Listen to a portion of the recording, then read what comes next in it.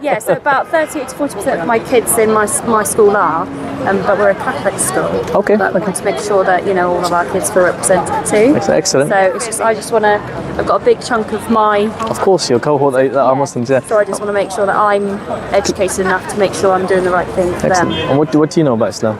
Pardon? What do you know about Islam yourself? Sorry, and you're included in this as well, of course. I don't know a lot, but I know that with my kids, it's the way they're brought up. I have a lot of them that go to mosque as well, and they are very, when they talk about it, they're very happy. So I think it's just, I don't know enough, and I would like to know more. So yeah. Okay. And are there any questions that you'd like to ask?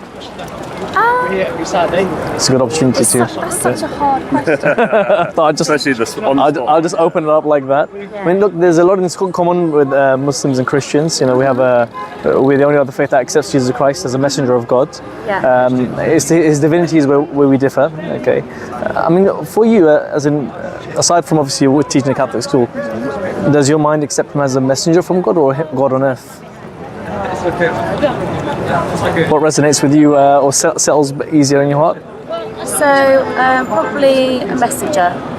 Yeah. So messenger of God, especially for so my young boys in the year. I think that's the way that they speak about it as well. So even though I work in a Catholic school, I'm not Catholic myself. Okay. That's me assuming something. No, that's fine. I've been christened. Right. I was christened when I was a lot younger. But as I've got older, religion is something that I think it's more of for me, it's a nice feeling to be around. Mm-hmm. So it's really lovely. Do you believe in God? So I think for me, it's not that I don't believe. I think that's a really hard. That's actually a really difficult question. Mm-hmm. I think because I'm not practicing, it would be very different if I was practicing. Well, it's a belief. You don't necessarily have to have evidence or anything for that. Yeah. But to believe that this universe, there must be something behind it, something greater than this that created it.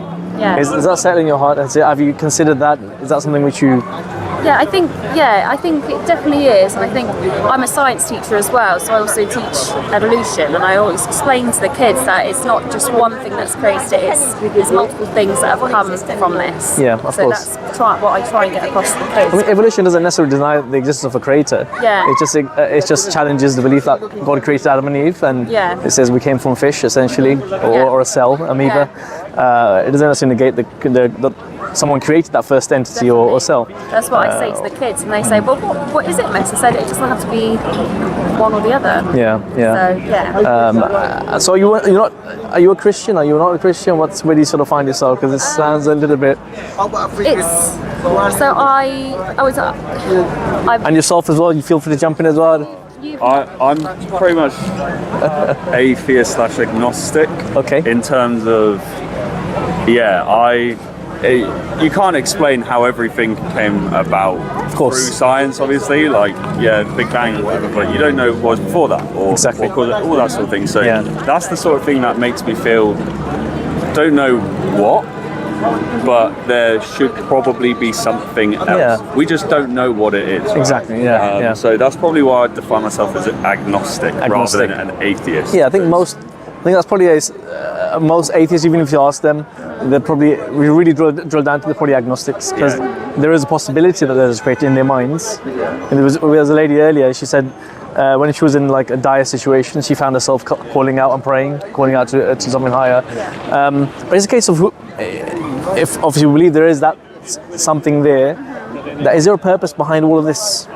I feel like you're asking those big questions, and I don't know, for me, when those questions are asked, I sort of question a lot of things. I don't know how to... Because everything has a purpose. Even your glasses have a purpose, everything you're wearing and have with you has a purpose. Even your beard has a purpose. I'm sure there's some deeper purpose behind it, okay? But there's a purpose behind everything. And to say that we ourselves have no purpose, it seems almost illogical as well. To do all of this, have all this order and design the universe, and there'll be no aim behind it all. So for us as Muslims, of course you teach our Muslim students as well, it's quite clear for us what our purpose in life is. And Allah says it in the Quran that He did not create us except to worship Him. Okay, the worship in Islam isn't just our praying 5 times a day and doing all these things. In a nutshell, it's a holistic term. So living your life how He wants you to live it. Okay, being honest, not lying, not stealing, not cheating, all these things are all acts of worship. And when a person lives a life like that, that's when they'll attain that peace in this life, which every human being is seeking through various different means. They're looking for that peace and contentment in life and happiness essentially. And you can only attain that when you live your life how the one who created you wants you to live it. And by any other means, you'll never achieve that, of course. Yeah. So how does that sit with you? I think that it seems really, it feels that sort of, I'm sorry, what you've just said brings a sort of sense of calm. It just feels comfortable. It's a very nice way to describe it. Yeah, no doubt. It feels really calming. Especially with, like, when I don't know, I think it settles with you. So look, the truth settles in the heart. I don't need to explain why God is one, for example, or it settles in the heart of an individual. But that's our purpose in life. And this life for us is a test. We've been given free will. You guys chose to stop today. No one forced you to do that. You did it off your own free will. We do right and wrong, make decisions in our lives, and based on that, we are judged in the hereafter. We believe in the hereafter, a day of judgment, and we believe that God is the most merciful. Okay, in Islam, almost every single chapter of the Quran begins with "In the name of Allah, the most merciful, the most kind." Okay, so this is stressed in every chapter.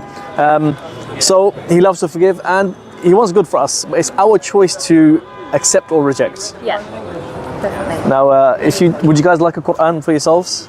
It's free. Yeah, no, I would definitely take one. There you go, no problem. Not a problem. So you can share or take one each. Yeah, no problem. Yeah, no problem. You guys take care. Have a good day. Enjoy the sun. Take care. Bye bye. Take care.